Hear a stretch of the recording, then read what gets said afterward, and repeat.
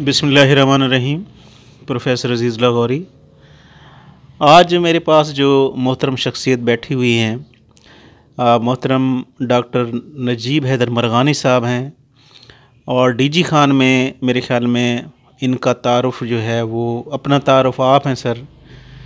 Doctor صاحب یہاں پر post graduate college میں پرنسپل رہے، پھر BZU سب کیمپس جب ہوتا تھا وہاں پہ ڈائریکٹر رہے، اس کے بعد پھر سر جو ہیں یہ کالجز میں ڈائریکٹر ڈپٹی ڈائریکٹر کے عہدوں پر بھی کام کرتے رہے ہیں، اور آفٹر ریٹائرمنٹ مختلف یونیورسٹیز میں انہوں نے کام کیا، اور پھر ڈی جی خان میں بھی یہ کافی عرصہ اپنی خدمات سر انجام دیتے رہے ہیں۔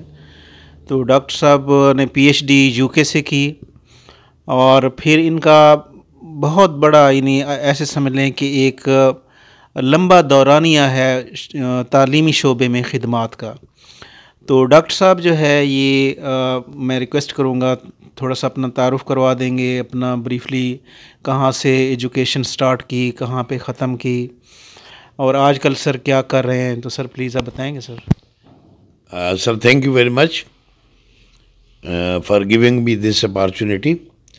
پروفیسر صاحب، میں نے اپنی ابتدائی تعلیم، بلکہ میں زیادہ بہتر ہے کہوں گا کہ میں دامان کی ایک چھوٹی سی جھوک پر پیدا ہوا۔ ہمارا آبائی گاؤں جو ہے وہ سوکڑ ہے۔ میں نے اپنی پرائمری ایجوکیشن سوکڑ سے حاصل کی، مڈل اسکول سوکڑ سے۔ اس کے بعد میں یہاں ڈی جی خان آ گیا، گورنمنٹ ہائی اسکول نمبر 1، یہاں سے میٹرک، پھر گورنمنٹ کالج سے FSC، اور پھر BSc کیا، MSc زکریا یونیورسٹی سے، اور PhD لینکاسٹر یونیورسٹی انگلینڈ سے کی۔ میں نے اپنی جاب کا جو ہے امپلائمنٹ کا آغاز جو ہے شروع میں after doing MSc PND department میں SO کی پوسٹ سے کیا، فیڈرل پبلک سروس کمیشن کا امتحان دے کر۔ میرا زیادہ انٹرسٹ تھا اس وقت ٹیچنگ میں، تو میں پھر نے ٹیچنگ جوائن کی، اور مختلف کالجز میں پڑھاتا رہا، جس میں شور کوٹ، خانپور یہ شامل ہیں۔ 86 کے اراؤنڈ میں government college D G Khan میں یہاں پر آیا، اور اس کے بعد میں اسسٹنٹ پروفیسر سلیکٹ ہوا کمیشن سے، اور اس کے بعد انگلینڈ چلا گیا، وہاں ڈاکٹریٹ کی۔ وہاں پر 1 سال میں نے ٹیچنگ کی وہاں پر، اور ایک پروجیکٹ پر کام کیا جو لینکاسٹر یونیورسٹی میں ایک ریسرچ پروجیکٹ تھا۔ 1 سال کے بعد میں نے فیصلہ کیا کہ میں واپس اپنے ملک جاؤں، اپنے وطن جاؤں، کیونکہ آئی ڈونٹ وانٹ کہ میرے بچے جو ہے نا the children of no man land ہوں۔ میں نے وہاں پر دیکھا لوگ بہت سکھی رہتے ہیں،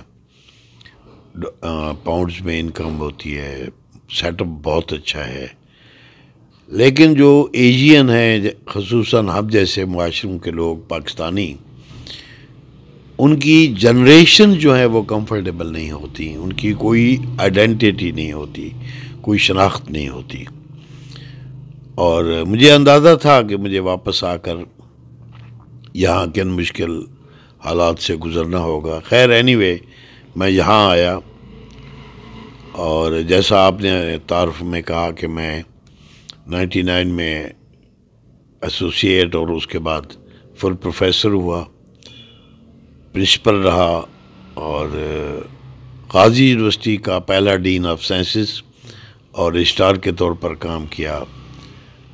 اس وقت حالات غازی یونیورسٹی کے بہت مشکل تھے، کیونکہ کوئی فنڈ نہیں تھے، اور 3 مختلف یونٹ کو ملا کے بنایا گیا تھا، بڑی ڈیفیکلٹی تھی۔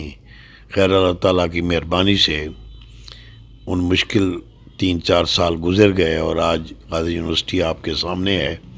ادارے اپنی عمر کے ساتھ ساتھ ڈیولپ ہوتے ہیں، غازی یونیورسٹی بھی اس طرح سے ہوتی گئی۔ 2018 میں professor I retired from government service.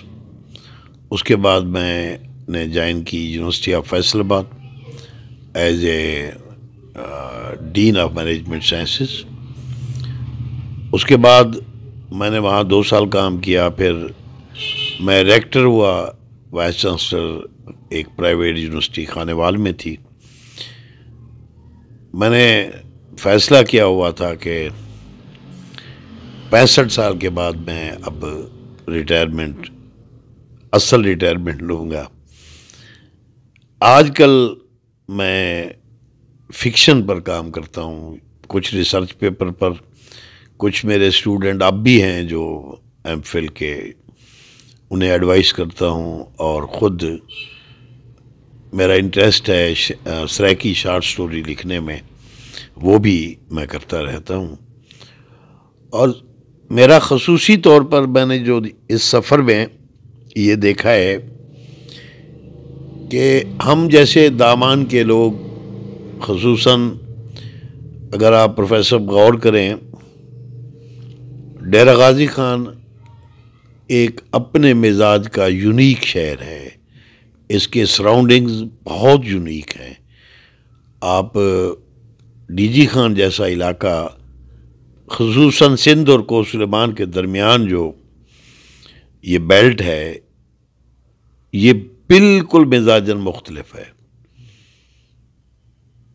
ایک طرف سنگلاخ پہاڑ ہیں جہاں بارش نہ ہونے کے برابر ہے، اور ساتھ بہتا سندھ بھی اس سرزمین کو کوئی بینیفٹ نہیں دیتا، بس وہ بہتا ہوا گزر جاتا ہے، جس کی وجہ سے یہاں کے لوگوں کو زندگی بہت سختیوں کے ساتھ گزارنی پڑتی ہے. آج سے کچھ سال پہلے اس پورے دمان میں لوگوں کو 10-10 کلومیٹر پانی کے لیے جانا پڑتا تھا. ظاہر ہے میرا بھی ون آف دوز. یہاں پر صرف ایک ہی چیز ہے، اور وہ ہے کمٹمنٹ اور محنت. کہ جتنی کمٹمنٹ اور جتنی محنت سے آپ کام کریں گے تو آپ کی اچیومنٹ اس کے مطابق ملے گی. میں اپنے پرائمری اسکول میں، جو ڈیفینیٹلی اس وقت آپ بہت بہتر جانتے ہیں، ٹاٹ پر بیٹھ کر جو تعلیم میں نے حاصل کی، اور مجھے 3 کلومیٹر پیدل سفر کر کے اسکول آنا جانا پڑتا تھا. درمیان میں رود کوئیاں بھی ہوتی تھیں. میں نے امیجن نہیں کیا تھا کہ میں I will be teaching in universities of England میں کہیں پڑھا رہا ہوں گا یا پڑھ رہا ہوں گا. یہ سارا کچھ ممکن ہوا ایک کمٹمنٹ سے، ایک محنت سے، کہ آپ ایک کمٹمنٹ کے ساتھ، محنت کے ساتھ کرتے ہیں. اور یہ میرا پیشن تھا کہ میں ٹیچنگ کروں، اور الحمدللہ میں نے بہت عرصہ، میں جس بھی انتظامی عہدے پر رہا، میں ٹیچنگ ساتھ ضرور کرتا رہا.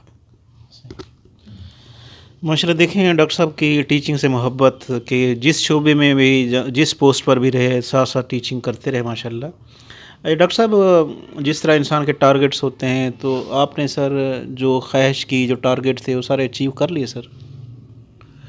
سر یہ بہت مشکل سوال ہے پروفیسر صاحب، کہ ٹارگٹ اچیو کرنا، ہر ٹارگٹ کے آگے ایک اور ٹارگٹ ہوتا ہے جو بہت مشکل ہوتی ہے. ہاں ایک حد تک میں، اگر آپ مجھے اجازت دیں، مجھے ایک اطمینان ہے کہ جس شعبے سے مجھے محبت تھی، اور میں نے اس میں کوئی کمی نہیں کی. میں نے کہیں اپنے طالب علم کو مایوس نہیں کیا، اور ان ریٹرن مجھے آج بھی میرے لیے جو میرا سرمایہ ہے وہ میرے اسٹوڈنٹ کی محبت ہے، جس محبت سے وہ آپ کہیں پر ملتے ہیں.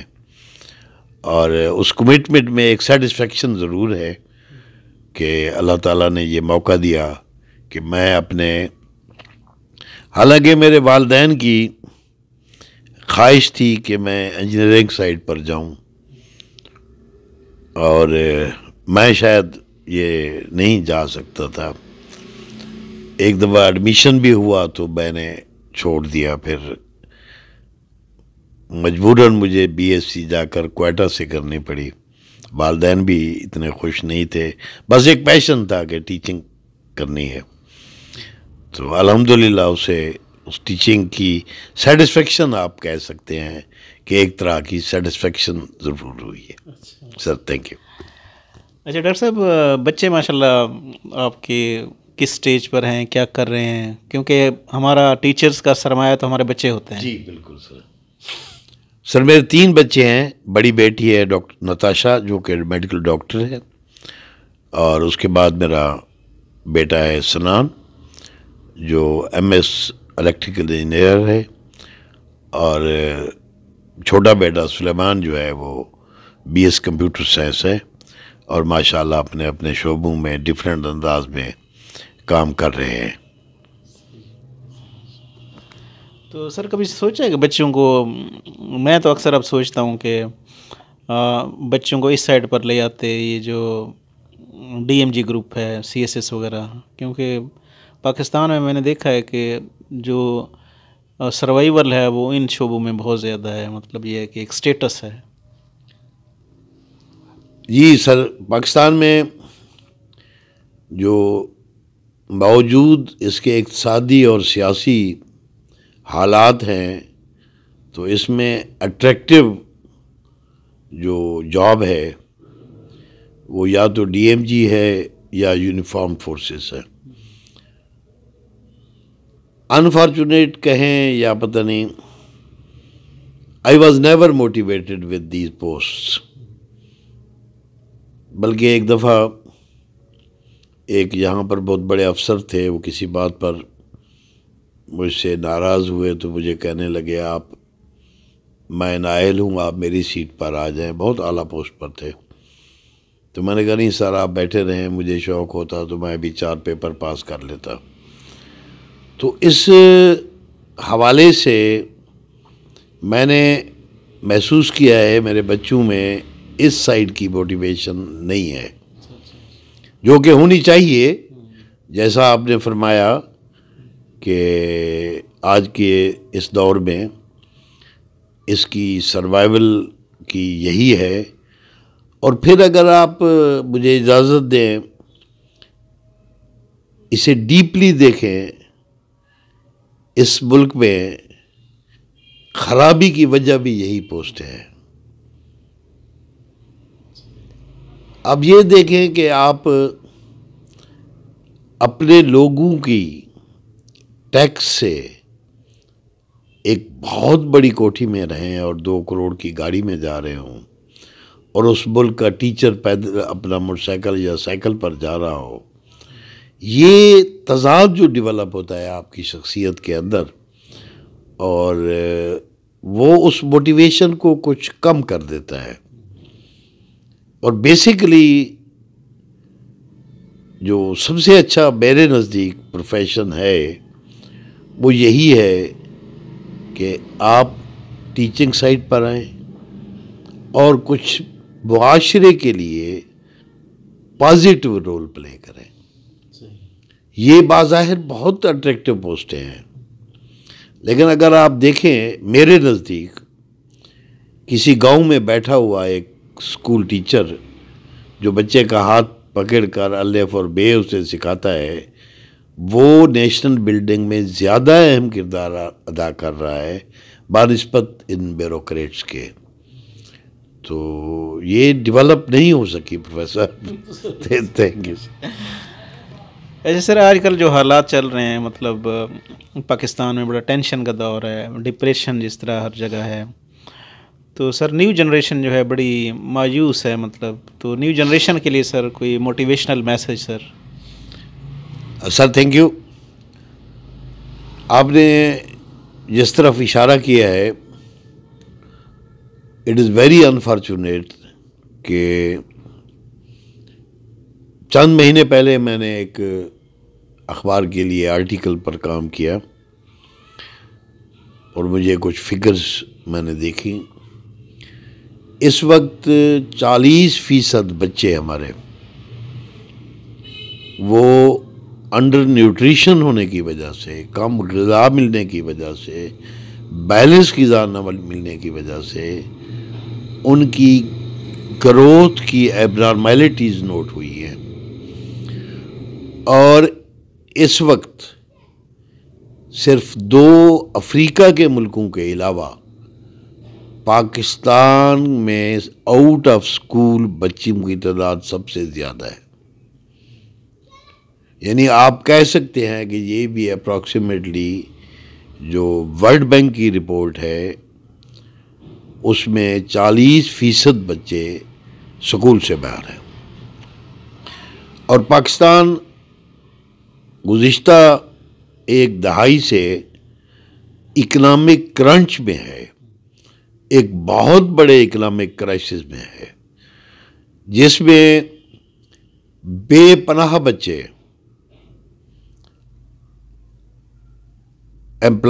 گریجویشن کر چکے ہیں، یعنی BS کر چکے ہیں، MPhil کر چکے ہیں، بٹ دے آر انامپلائڈ. یہاں تک کہ آپ یہ دیکھیں کہ لوگوں کا انٹرسٹ بھی آہستہ آہستہ بچوں کو یونیورسٹیوں میں بھیجنے کے لیے کم ہوتا جا رہا ہے.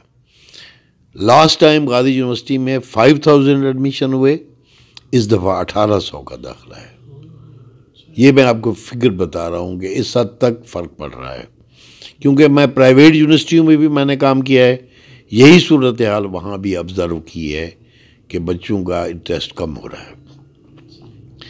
اب کویشچن یہ ہے سر، اس کی سب سے بڑی وجہ پولیٹیکل انسٹیبلٹی ہے. لیکن وہ کہتے ہیں نا کہ جتنی ہی رات سیاہ ہو صبح روشن ملتی ہے. یوتھ کو اس کرنچ سے زیادہ مایوس نہیں ہونا چاہیے، بلکہ میں ان سے ریکویسٹ کروں گا، انہیں ایز اے ٹیچر ایڈوائز کروں گا کہ ایک بہت بڑا ٹرینڈ ہم نے دیکھا ہے کہ ملک چھوڑ کر جانے کا، انہیں اپنی کمٹمنٹ کے ساتھ اسی زمین پر رہنا چاہیے اور اس نظام کو بدلنے کی میں اپنا رول ادا کریں. اور عنقریب انشاءاللہ بہت جلد بہت سارے ملکوں میں کرائسس آئے ہیں، مثلاً ایک وقت میں انڈونیشیا میں ایسے تھا، بنگلہ دیش میں ایسے تھا، انڈیا گزرا ہے اپنے عہد میں کہ جب ان کے پاس روڈ پر سونے والے اور بھوکے سونے والوں کی تعداد دنیا میں سب سے زیادہ تھی. لیکن گریجولی یوتھ کی کنٹریبیوشن سے چیزیں بدل جاتی ہیں. اگر آپ کے گھر کی دیوار کمزور ہے